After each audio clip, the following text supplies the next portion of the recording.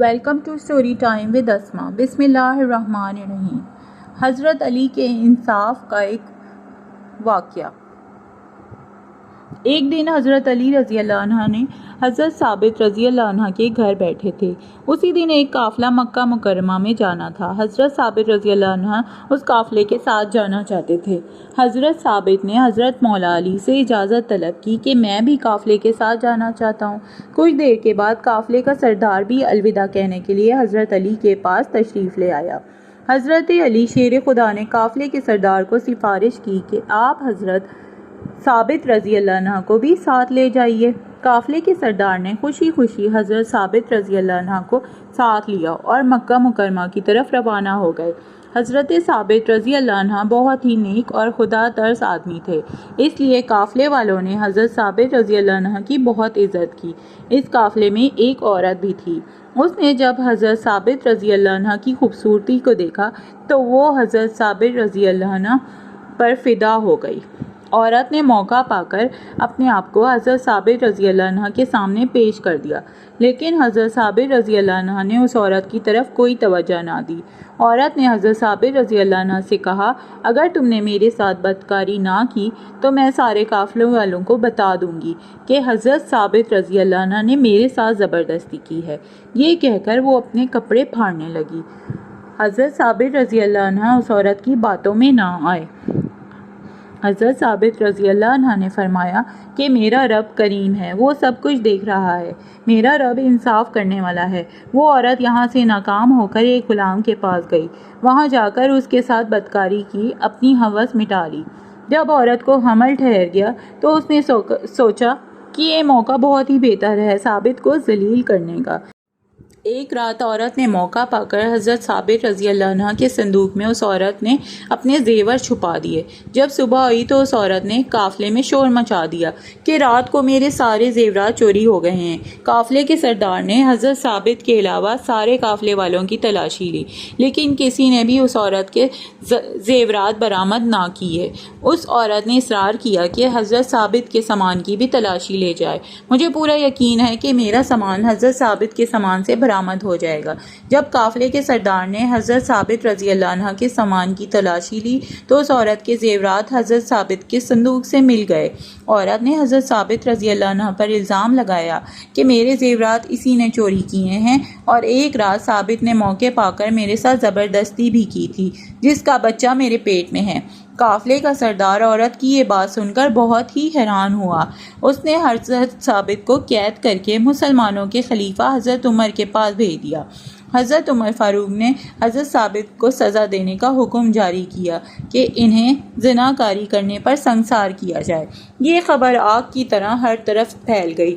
جب اس خبر کے بارے میں حضرت مولا علی رضی اللہ عنہ کو علم ہوا تو حضرت علی رضی اللہ تعالیٰ عنہ نے اپنے بیٹے حضرت حسن رضی اللہ تعالیٰ عنہ کو حکم دیا کہ آپ رضی اللہ عنہ فوراً حضرت ثابت رضی اللہ عنہ کے پاس تشریف لے جاؤ، جب تک میں نہ آؤں تب تک ان کو سزا نہ ہونے دینا۔ حضرت علی رضی اللہ عنہ جب حضرت ثابت رضی اللہ عنہ کے پاس پہنچے تو حضرت علی نے حضرت حسن رضی اللہ عنہ کو حکم دیا کہ اس عورت کو بھی یہاں لے آؤ۔ حضرت علی رضی اللہ عنہ نے خلیفہ حضرت عمر رضی اللہ عنہ سے کہا، فیصلے پر نظر ثانی کی جائے اور مجھے موقع دیا جائے حضرت ثابت کی وکالت کا۔ حضرت عمر فاروق حضرت علی کی اس بات کو مان لیا۔ حضرت علی رضی اللہ عنہ نے حضرت حسن رضی اللہ عنہ کو اس عورت کو لانے کے لیے بھیجا۔ جب حضرت حسن رضی اللہ عنہ نے عورت سے کہا کہ آپ کو حضرت علی رضی اللہ تعالیٰ عنہ بلا رہے ہیں، عورت نے پھر پوچھا کہ مجھے کون بلا رہا ہے؟ حضرت حسن رضی اللہ عنہ نے فرمایا کہ مولا علی رضی اللہ تعالیٰ عنہ آپ کو بلا رہے ہیں۔ عورت کے ذہن میں یہ سوال آ گیا کہ اب میرا برا وقت آ گیا ہے۔ جب عورت دربار خلافت میں پیش ہوئی تو حضرت علی رضی اللہ عنہ نے عورت کو مخاطب ہو کر کہا کہ تم جانتی ہو کہ میں کون ہوں؟ میں علی ابن ابی طالب ہوں جو کہ جھوٹ کو جھوٹ اور سچ کو سچ کرنے والا ہوں۔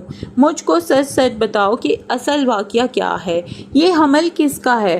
عورت نے بڑے اطمینان سے کہا کہ سب کے سامنے ثابت کی چوری ثابت ہوئی ہے اور اس نے میرے ساتھ زنا بھی کیا ہے۔ حضرت علی رضی اللہ عنہ نے کہا کہ عورت مسلسل جھوٹ بول رہی ہے۔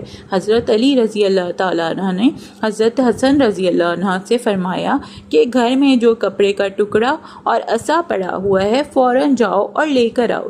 حضرت حسن رضی اللہ تعالیٰ عنہ گھر گئے اور مطلوبہ سامان لے کر حضرت علی رضی اللہ تعالیٰ عنہ کے پاس آئے۔ حضرت علی رضی اللہ عنہ نے عورت سے فرمایا کہ سیدھی لیٹ جاؤ۔ جب وہ عورت سیدھی لیٹ گئی تو حضرت علی نے وہ عصا اس کے پیٹ کے اوپر رکھ دیا۔ حضرت علی رضی اللہ عنہ کپڑے کا ٹکڑا رکھ کر فرمایا، اے پیٹ کے اندر بچے، اب تو ہی سچ بتا۔